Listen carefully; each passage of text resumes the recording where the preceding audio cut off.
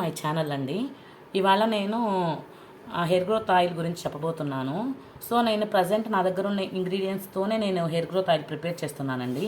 So నేను ఏమేమి ఆ ఇంగ్రీడియంట్స్ తీసుకున్నానంటే మందార ఆకులు, వేపాకు, కరివేపాకు, తులసాకు, అలోవెరా, ఆనియన్స్, మందార పువ్వులు కూడా ఒక 5-6 లేకపోతే ఒక 10 వరకు వేసుకుంటే బాగుంటుందని, కానీ నా దగ్గర లేక ఒక్క మందార పువ్వే తీసుకున్నాను.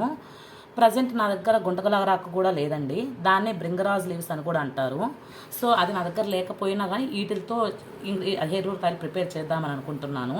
సో ఇప్పుడు నేను మీకు ఈ హెయిర్ గ్రోత్ ఆయిల్ ఎలా ప్రిపేర్ చేయాలో చూపిస్తానండి. ఇప్పుడు గిన్నెలో కొబ్బరి నూనె పోసుకున్నామండి. దీంతో కొంచెం ఆముదం కలుపుకొనేసి ఈ గిన్నెని పొయ్యి మీద కొంచెం మరిగించుకున్నాము.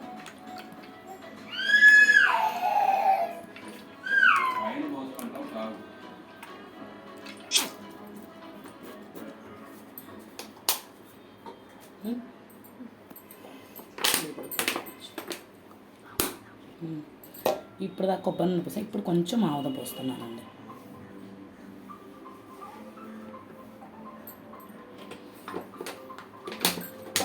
చెప్పాను కదండి ఇంగ్రీడియంట్స్ అని, నేను 1 by 1 ఒక్కొక్కటిగా మిక్సీలో వేసుకుంటున్నాను. ఇప్పుడు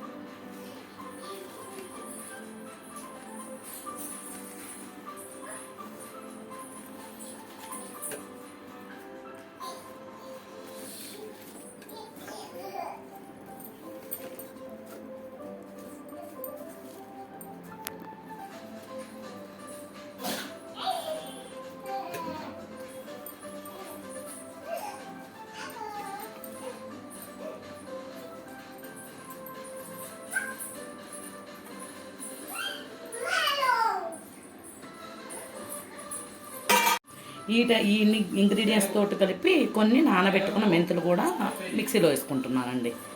ఇవన్నీ పేస్ట్ చేశాక మరుగుతున్న ఆయిల్లో వేసి ఈ పేస్ట్ని కొద్దిసేపు మరిగించాలండి.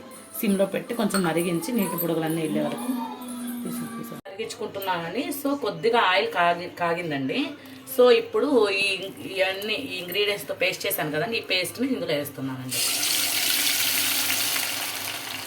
ఇది ఇంతకుముందు వేసాను కదండి, అది గిన్నెలో పోసాను కదా పేస్ట్ని, కొంచెం మరిగించాక కొంచెం మరిగించాలండి. ఆయిల్ కలర్ చేంజ్ అయ్యాక ఆపేసుకొనేసి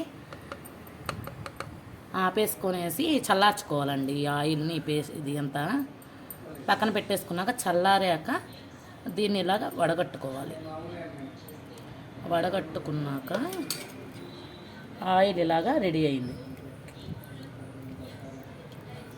ఈ ఆయిల్ని మనం డైలీ తలస్నానం చేసే ముందు ఒక 1/2 అవర్ ముందు అలా తలకు బాగా పట్టించుకుని స్కాల్ప్కి పట్టేలాగా ఒక 1/2 అవర్ తర్వాత హెడ్ బాత్ చేస్తే హెయిర్ మనకు స్మూత్గా వస్తుంది, కలర్ వస్తుంది, అదే బ్లాక్గా వస్తుందండి. హెయిర్ గ్రోత్ అవుతుంది కూడా. కాచిన ఆయిల్ని వడగట్టుకోవడానికి క్లాత్ కవర్లో వేసేసి ఇలా వడగట్టుకుంటున్నాను. ఇది ఈజీ అనమాట. స్ట్రైనర్లో అయినా కొంచెం పిప్పి పడుతుంది, ఇదైతే ఈజీగా ఉందండి వడగట్టుకోవడానికి. మనకి ఆయిల్ మొత్తం క్లియర్గా దిగుతుంది.